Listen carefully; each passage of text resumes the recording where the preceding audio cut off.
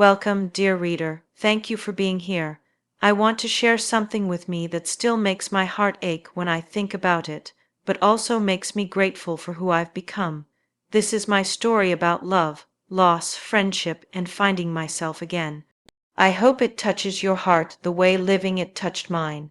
I still remember the first time I saw him, and even now, years later, that memory is crystal clear in my mind like it happened yesterday. It was the first day of college, and I was nervous, excited, and absolutely terrified all at the same time. I walked into the classroom early, choosing a seat in the back row, because I've always been the kind of person who likes to observe before jumping in. Then he walked through the door with messy brown hair that looked like he'd just rolled out of bed, wearing a simple blue shirt and jeans, and carrying a backpack that was clearly too heavy on one shoulder.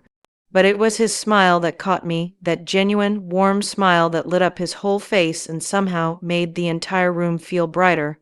My heart did something strange that day, something I'd never felt before. It jumped and stuttered and then forgot how to beat normally, and I remember putting my hand on my chest wondering if something was wrong with me. His name was Daniel, and I would come to love that name more than any word in the world. I didn't talk to him that day, or the next day, or even the week after that because I was too shy, too scared of saying something stupid or making a fool of myself. So instead, I just watched him from my safe place in the back row. I watched how he laughed at jokes, throwing his head back with pure joy. I watched how he helped people with their notes, patiently explaining things without making anyone feel dumb. I watched how he held doors open for people, and how he always said thank you to the cafeteria workers. I fell in love with him slowly, like falling asleep, where you don't know it's happening until you're already deep inside it and there's no way out. Maya was my best friend since high school, the kind of friend who knew everything about me, every embarrassing moment, every secret crush, every midnight fear. We told each other everything, staying up late talking about our dreams and our futures and all the things we wanted from life. So, of course, when I realized I was falling in love with Daniel, I told her. I remember that night so clearly, sitting on my bedroom floor with a half-eaten tub of chocolate ice cream between us and the soft glow of fairy lights on my wall. "I think I'm in love," I whispered to her, feeling my cheeks get hot just saying the words out loud. "With who?" she asked, leaning forward with wide, excited eyes. "Daniel, from our English class." She smiled at me, that warm, supportive smile I'd seen 1,000 times. "He seems really nice. Why don't you talk to him?" I shook my head quickly, feeling panic rise in my chest. "I can't. What if he doesn't feel the same way? What if I ruin everything and make it awkward? What if he laughs at me? You won't know unless you try," she said softly, reaching over to squeeze my hand. But I just couldn't, because the fear was too big and too overwhelming, like a giant wall I couldn't climb over. So I stayed quiet and loved him from far away, content with just seeing him smile, just hearing his voice in class discussions, just existing in the same space as him. Maya knew everything about my feelings for Daniel. She knew how my heart raced when he walked by me in the hallway. She knew how I started going to the library every Tuesday afternoon because he studied there and I could sit a few tables away and pretend to read while really just stealing glances at him. She knew how I carefully chose my seat in every class we shared, always positioning myself where I could see his face without being too obvious. She knew it all, every tiny detail of my silent, aching love. 3 months passed in this way, with me loving Daniel from a distance and never finding the courage to do anything about it. We talked sometimes, just small interactions like borrowing a pen or saying hello in the hallway or being paired up once for a quick discussion exercise, and each time my hands would shake and my voice would come out too quiet. Then one day, everything changed. Maya came to me after class with bright, excited eyes, practically bouncing on her feet. "Guess what?" she said, grabbing my arm. "What?" I asked, smiling at her enthusiasm. "Daniel asked me to study with him tonight at the coffee shop." My heart stopped completely, just froze in my chest like someone had pressed a pause button on my entire body.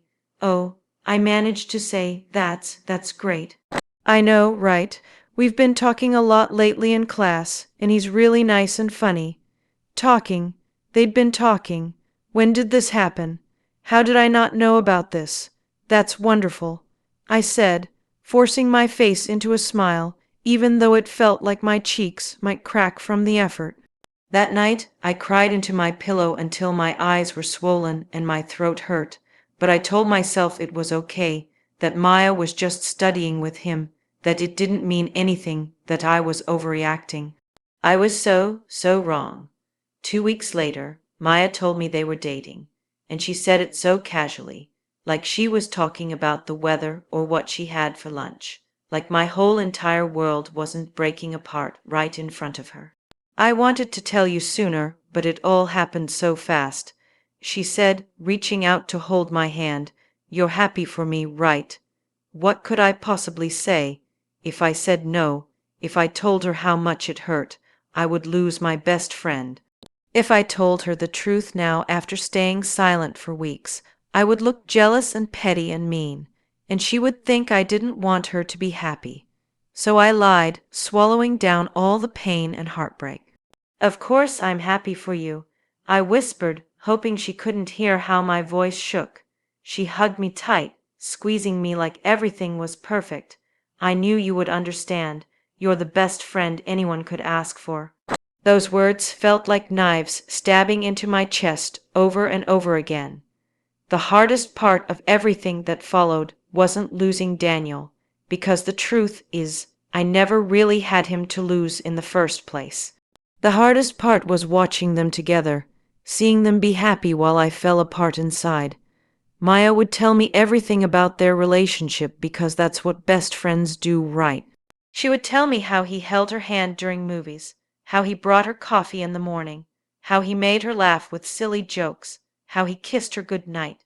She would show me endless pictures of them together, both smiling and happy and so clearly in love.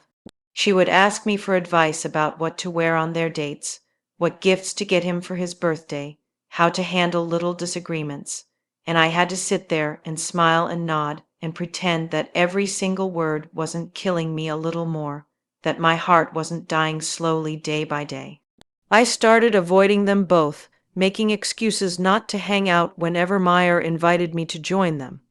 I said I was busy with homework, tired from studying, not feeling well, had family obligations, anything and everything to not have to see them together. But our college was small, and there was no real way to avoid them completely.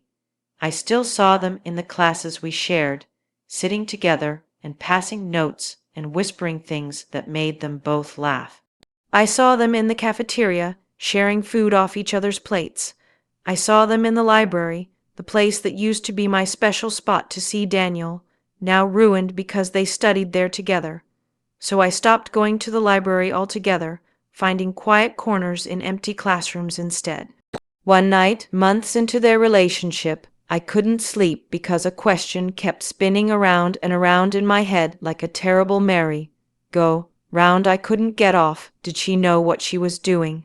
Did Maya remember all those nights I talked about Daniel, all those times I told her how much I loved him, all the details I shared about my feelings? Did she forget, or did she just not care? Was this some terrible accident, or did she know exactly what she was doing when she started dating him?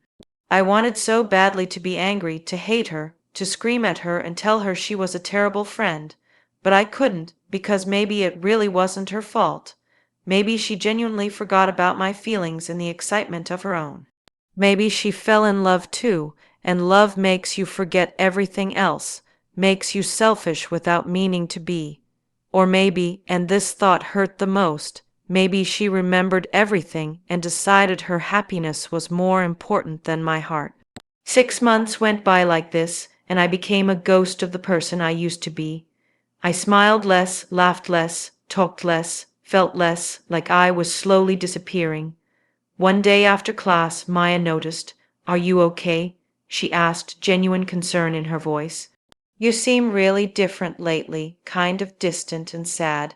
This was my chance, my opportunity to finally tell her everything, to say all the words that had been burning in my chest for months. I opened my mouth, ready to let it all out. But then Daniel walked up behind her, slipping his arm around her waist and kissing her cheek, and she absolutely glowed with happiness, her whole face lighting up the way I'd always dreamed someone would light up for me. How could I take that away from her? How could I ruin her happiness just to ease my own pain? I'm fine, I said, my voice flat and empty, just tired from all the studying. The truth stayed locked inside me, growing heavier every day. Everything finally fell apart on a completely normal Tuesday that started like any other day. Maya called me in the afternoon, and I could hear immediately that she was crying. We had a fight. She sobbed into the phone. Daniel said I don't listen to him enough, that I only talk about myself and my problems and never ask about his day. I don't know what to do. My heart should have felt something in that moment, either sadness for my friend's pain or maybe a tiny, terrible hope that they might break up and I might have a chance. But I felt absolutely nothing, just a vast emptiness inside me, like I'd used up all my emotions and had none left. What should I do? She asked desperately. You always know what to say, you always have the right advice. And something inside me just broke, snapped like a dried twig, and I couldn't hold it in any more. I don't know what to say any more, Maya, I said quietly. What do you mean? The words came out before I could stop them, before I could think about the consequences. I was in love with him first. Silence on the other end of the phone, heavy and terrible. What? Her voice was barely a whisper. Daniel, I told you I loved him. I told you 6 months before you even started talking to him, before you went on that first study date, before any of this happened.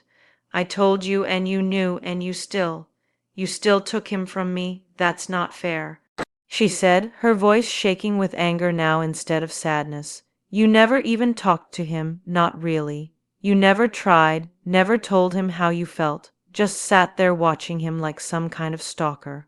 I didn't take him from you because he was never yours in the first place. Those words hit me like ice water, shocking and painful and absolutely true. She was right, completely and totally right. Daniel was never mine to lose. I never told him how I felt, never gave him the chance to choose me, never tried to build anything real with him. I just loved him silently from the shadows and expected, what exactly, that he would somehow magically know how I felt, that he would look across the classroom one day and suddenly realize he loved me too. That the universe would just hand him to me without any effort on my part. You're right, I whispered, feeling tears run down my face. I'm sorry, I shouldn't have said anything. I thought you were happy for me, Maya said, crying again. I thought you were my friend, my best friend who wanted me to be happy. I tried to be, I really, really tried. I wanted to be happy for you. But you weren't. You were lying to me this whole time, pretending everything was fine when really you were just, hating me, resenting me. I was trying not to lose you, I said honestly. Well, you lost me anyway, she said, and then the phone went dead. Meyer and I didn't talk after that day. We sat on opposite sides of every classroom we shared. We unfollowed each other on all social media. We avoided each other in hallways and the cafeteria. We became strangers, two people who used to know everything about each other but now knew nothing at all. Daniel never knew about any of it, about my feelings or our fight or anything. Maya didn't tell him, and I certainly never would. Some nights, lying awake in the dark, I wondered if I should have spoken up earlier, if I should have been brave enough to tell Daniel how I felt instead of hiding like a coward. But deep down, I knew the truth, the hard, painful truth that I didn't want to accept. Even if I had told Daniel about my feelings, even if I'd been brave and honest, he might not have loved me back. You can't make someone love you just because you love them. That's the hardest, most brutal lesson that love ever taught me. Weeks turned into months, and slowly, very slowly, things started to change. The pain didn't disappear completely, but it got quieter, softer, more like a dull ache than a sharp stabbing. I stopped checking their social media pages 10 times a day. I stopped wondering what they were doing every evening. I stopped torturing myself with endless what-if scenarios. Instead, I started focusing on myself, on my own life and my own future. I joined a book club at the student center and discovered I loved discussing stories with other people. I made new friends who didn't know anything about Daniel or Meyer or my broken heart. I took up painting, even though I was terrible at it, just because it made me feel something again. I learned slowly and painfully that I was more than just my love for Daniel, that I was a whole, complete person with my own dreams and hopes and a future that didn't need to include him. One day, probably 4 or 5 months after the fight, I saw them in the cafeteria. They were sitting at a table by the window, sharing a sandwich and laughing about something. My heart did that old familiar jump when I saw Daniel's face, but it was smaller now, softer, less overwhelming. I didn't hate Meyer anymore when I looked at her smiling. I didn't hate Daniel for choosing her. I didn't even hate myself for staying silent when I should have spoken. I just felt sad, a gentle, bittersweet sadness for what could have been, for the friendship I lost, for the girl I used to be who didn't know her own worth. But sadness isn't forever, and I knew that now. I knew it would keep getting smaller and quieter until one day I'd barely feel it at all. It was spring, with flowers blooming and warm sunshine after months of cold, when I met Alex. He was in my psychology class, sitting 2 rows ahead of me, and I honestly didn't notice him much at first. Then we got paired together for a major project, and I figured it would just be something to get through, another assignment to complete. But then he made me laugh, really, truly laugh for the first time in months, with a stupid joke about Pavlov's dogs, and something warm and unexpected spread through my chest. We started meeting for coffee to work on the project, and then the project was done, but we kept meeting anyway. We went for walks around campus, talking about everything and nothing. We met up just because we wanted to see each other, not because we had any reason or excuse. He was completely different from Daniel, not smooth or perfect or magical. He was real and a little awkward sometimes and absolutely kind. And most importantly, he saw me, really saw me, not as some quiet girl in the background, but as a whole person worth knowing. He asked about my day and actually listened to the answers. He remembered little things I mentioned in passing, like how I loved rainy mornings or hated mushrooms or wanted to visit Ireland someday. He chose me, clearly and obviously, and without any question or doubt. One evening, as we sat on a bench watching the sunset paint the sky in shades of pink and orange, he asked quietly, "What are you thinking about?" "I'm thinking about how glad I am that some things don't work out the way we plan," I said honestly, surprising myself with the truth of it. He smiled, reaching over to hold my hand, me too. Looking back now with time and distance and perspective, I understand so many things I didn't before. Maya wasn't a villain in some story. She was just a person who fell in love the same way I did. And yes, maybe she should have been more careful with my heart. Maybe she should have talked to me before pursuing Daniel. Maybe she should have remembered how much I loved him. But love makes people selfish sometimes, makes them blind to everything except their own feelings, and I can't hate her for being human. Daniel wasn't mine to lose because he was never mine to begin with. He didn't know how I felt because I never told him, never gave him the information he needed to make a real choice. He chose Maya based on what he knew, and he chose someone who was brave enough to show him her heart instead of hiding it away. And me, I learned that silent love isn't noble or romantic like it seems in movies. It's just silent, just empty, just sad. Real love needs words and courage and vulnerability. It needs you to stand up and say clearly, "I'm here, I see you, do you see me too?" I didn't do that with Daniel, but I promised myself I would never make that mistake again. I saw Maya one last time before graduation, passing each other in the hallway near the administrative offices. Our eyes met for just a second, and I could see that she looked different too, older maybe, or just changed by everything that happened. She looked like she wanted to say something, and I wanted to say something too, all the apologies and explanations and words we never said.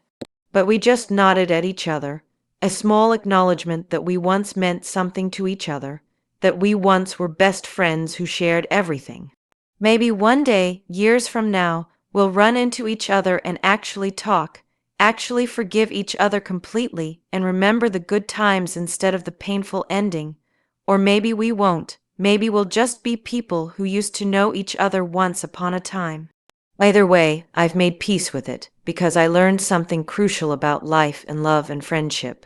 You can't hold on to people who aren't meant to stay in your life, not friends, not loves, not anyone, no matter how much you want to or how hard you try. And sometimes losing something painful is the only way to find yourself, to discover who you really are underneath all the hurt and fear. Daniel wasn't my great love story after all, even though I thought he was for so long. He was my lesson, my teacher, showing me what I needed to learn about courage and honesty and knowing my worth. Alex might be my love story, or maybe someone else will be someday, or maybe I'll be my own love story and that will be enough. But whoever it is, whatever happens, I've made myself a promise that I keep close to my heart every single day. I will speak my truth instead of hiding it. I will be brave even when I'm scared. I will not hide my heart anymore behind walls of fear and silence. Because I deserve someone who chooses me first, who sees me and wants me and isn't afraid to show it. And so do you, dear reader, so do you. Thank you for taking this journey with me, for listening to my story and letting me share this piece of my heart with you. I hope that if you're going through something similar, if you're loving someone in silence or nursing a broken heart or missing a friend you lost, you know that you're not alone and that it does get better, slowly but surely. Take care of yourself, be brave with your heart, and remember that the right people will choose you without hesitation. Goodbye for now, and may your own love story, whatever it looks like, bring you joy and peace.